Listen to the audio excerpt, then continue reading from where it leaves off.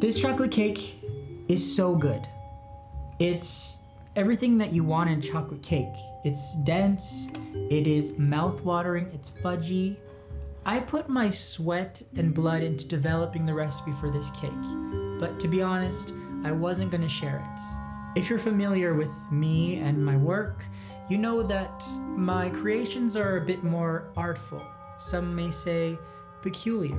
But after I posted this video to social media about the best way to eat a chocolate cake, I soon realized how magical a simple chocolate cake could be.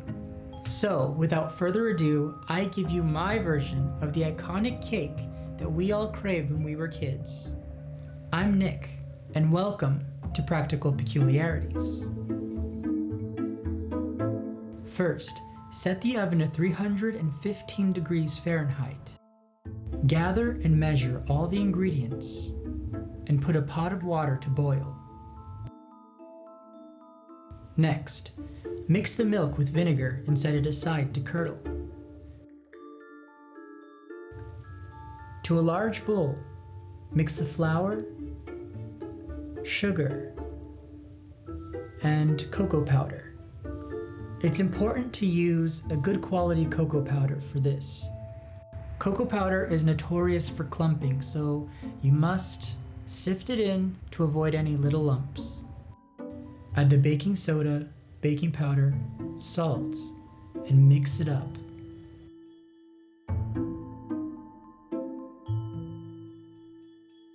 Next, add 3 unborn chickens.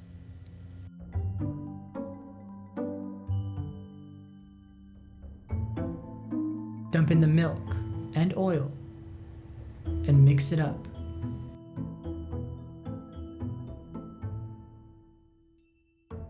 Oops, don't forget the vanilla.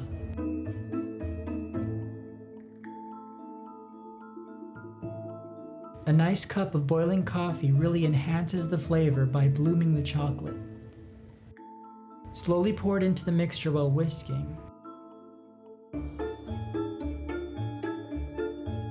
The mixture's gonna look liquidy, but I promise that's how it's supposed to look. Next, you wanna work quickly because the leaveners are already activated. So, grease 2 9-inch cake pans and divide the batter evenly. Ooh, a choco river. You can eyeball it like I am, or you can use a scale. But the beauty about this cake is that its imperfect charm makes it look so delicious. Give the pans a nice little tap on the counter and bake them for 70 to 75 minutes. Have you noticed that in the films Willy Wonka and the Chocolate Factory, The Witches, and Matilda, they all have a boy who is absolutely hypnotized by chocolate? I think it's so creative how they utilize chocolate in these stories. Like in Willy Wonka, they have a choco river, and in The Witches, they have the chocolate bars that contain Formula 86, a potion to turn children into mice. And of course, in Matilda, when a grown-up forces a boy to eat the entire confection in front of the whole school. Chocolate is so simple, but it can be transformed into something quite enchanting. When I was developing the recipe for the frosting, I knew that I wanted it to be shiny and fudgy and slick, just like the film. So first, I start with the dark chocolate bar. This is about 70% cocoa, and I grate it on a microplane till it turns into chocolate dust. This helps the chocolate melt faster when we add it to the frosting later. You'll be left over with little nubs at the end, and you can just chop those as small as you can. In a medium sauce pot, add the sugar and cornstarch. Again, you also want to sift in the cocoa powder. This is definitely a place you don't want any lumps. Some espresso powder, which, like I said before, really enhances the flavor, salt, and mix it up.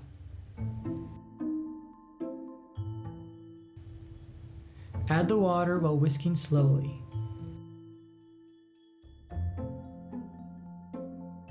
Once everything is dissolved, switch to a rubber spatula for better control.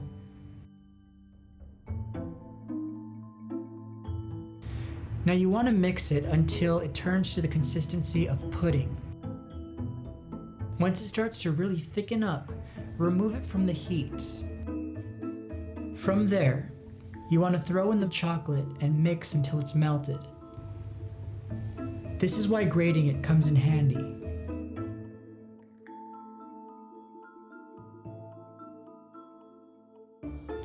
Now lastly, to give it its sleek signature shine, stir in the butter.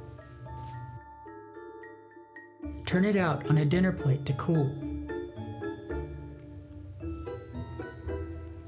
You know it's the right consistency when you spread it and it holds its shape. Once baked, turn the cooled cakes out onto a parchment paper. Use a cake leveler or a serrated knife to split them down the middle. Place a layer of the cake on a cake stand. Then add a few scoops of icing.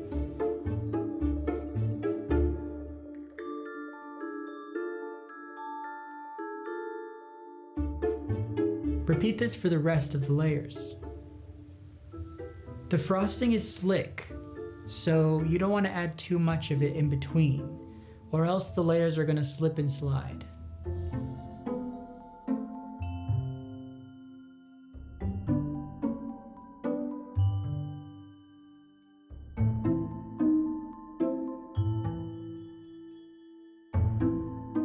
One of my favorite tricks is placing the cake stand on top of a Lazy Susan and running a small offset spatula on the side of the chocolate cake.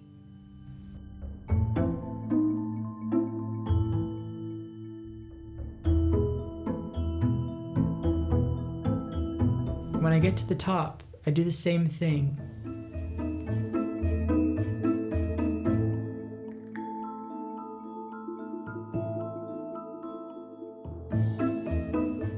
Right until I reach the middle.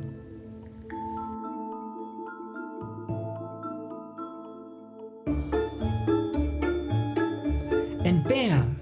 A perfect decadent chocolate cake. Now as you can see, it's not perfectly level and the frosting's not perfectly spread, but I believe this adds to the whimsicality of it all.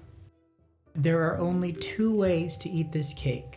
The first is the milk method.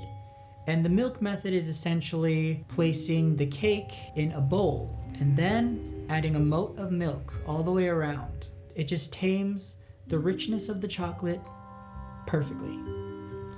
And the second way is, of course, the Bruce Bogtrotter method. And you will not leave this platform until you have consumed the entire confection. Entire confection. That's good. If you liked tonight's video, please give it a thumbs up, like, and subscribe. Also, my new cookbook, Peculiar Baking, is available for pre-order, and it'll have loads of peculiar treats that you can bake all year. It's really fun, and I'm really excited for it. If you'd like to see more peculiar treats, follow me over on my social media. And remember, the more you view, the more peculiarities will ensue. Happy baking!